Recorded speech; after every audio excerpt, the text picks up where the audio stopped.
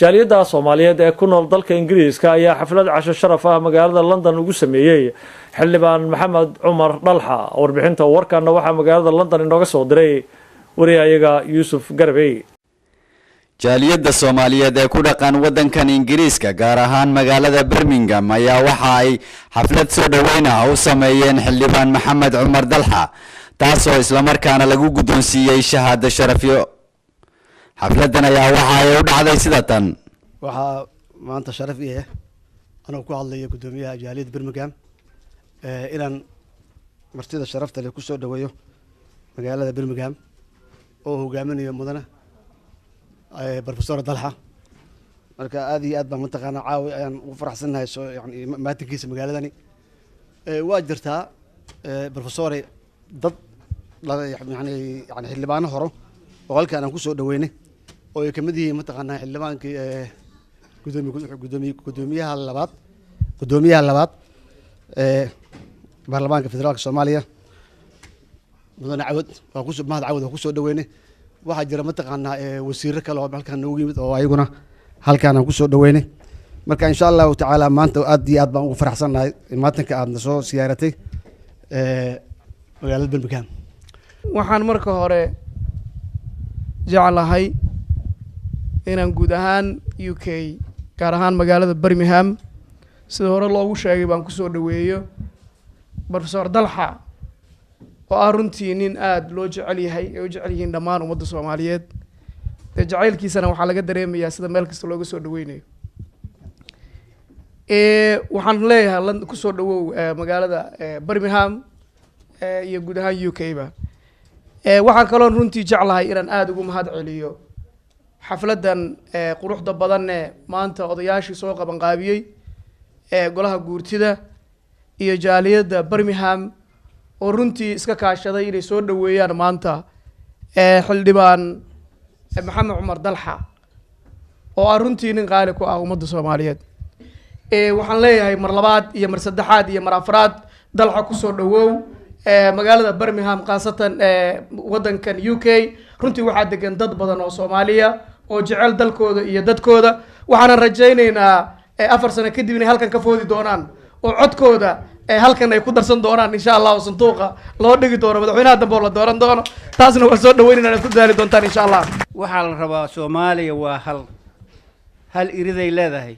nin kasto ajnabi aan Soomaali ahayn iridaas inuu ka soo galaa loo baahan yahay. iridaas waxa way wasaaradda arrimaha dibadda wadanka uu leeyahay. nin kasto ajnabi ee wadanka soo galaayo waxa loo baahan yahay wasaaradda inay ogaato inuu qofkaas soo galaayo iyo sababta uu soo galaayo. ma aha nin walba boorsidiisa inuu iska soo qaato Nairobi habeenka hotelka markuu bariyo diyaarad iska soo raaco meeshuu rabo wadanka ka tago. dhammaan ummadda Soomaaliyeed ee caawa halkaan isugu imaatay si aan u soo wada dhaweyno xildhibaankeena Dalxa oo aan wada jecelnahay oo aan ku soo dhaweynayno dalka UK annagoo ah haweenka qaranka Soomaaliyeed ee UK. muxuu yiri Qaasim Ilowle Allah u naxariisto wuxuu yiri 60 sano ka hor bishaaradan fiican oo ah wuxuu yiri Soomaaliya tooso markuu uu yiri tooso isku tiirsaday hadba kiina taag darane taageero waligiin ayuu wuxuu yiri sharciga isku kointalayo luqadda mid waaxid ahoo arladeena taaka ahoo kuma kala tagaysaan uu yiri Qaasim Ilowle. qofka Soomaaliga adduunka waa la isla ogyahay kartida uu leeyahay. ilaah baa noo dhaliyay waanu ku faanaynaa. waayo cunuga yar dugsiga quraanka la geeyo wuu xafidaa 114 xafidaa. adduunkana kama dhacdo mana jirto. jaamacadaha adduunka meel kasta waa ka soo dhiganay. annaga nin gaala saan nooma fiirin karo. waa ka cilmi badannahay, waa ka aqoon badannahay, waa ka karti badannahay. waxa hoos lanoo dhigayo wax kale maaha kartidu ilaahayna siiyay way DNA-da ku jirtaa Soomaaliyeed. ciidan haddii la yiraahdo halka askari Soomaaliya dagaalamay wuxuu u dhigmaa 50. warnimayahow kartidaasuu ilaahna siiyay, caqligaasuu ilaahna siiyay. diin annaga aan huban karno meel kasta albaab kasta inoo furaysan ilaahay waana siiyay. af aan ku midaysannahay ilaahay waana siiyay. dhul khayraadkiisa la isku dagaalay ilaahay waana siiyay. warnimayahow koox yar oo isbiirsatay oo dawladda aan rabin maan u dhaafnaa dalka mise dalkeenna waa soo ceshanaa anigu mar walba waxaan jecelahay inaan ka hadlo ciidamada xaggooda sababta anugu hadlaayana ma aha inaan ahay qof shibiliya waxaan ahaa qof ciidan ah waxaan jeclahay in aan u sheego in aan rabo inaan ku noqdo waddankayga aan furo meel weyn frinjeerada lagu sameeyo aarkundeeshinada diinimayaalka lagu duubo aan caruurtii aan wax u faa'iideeyo wax baro hadduu ilaahay yidhaahdo sida sharafta leh ee noolagu soo dhoweeyey halkan ee brofesor maxamed cumar dalxa loogu soo dhoweeyey waa xildhibaan istaahila shahaado sharaf ayaan ugu soo talagalnay mudane maxamed cumar dalxa maxamed shariif ayaa haatan guddoonsiinaya shahaado sharafta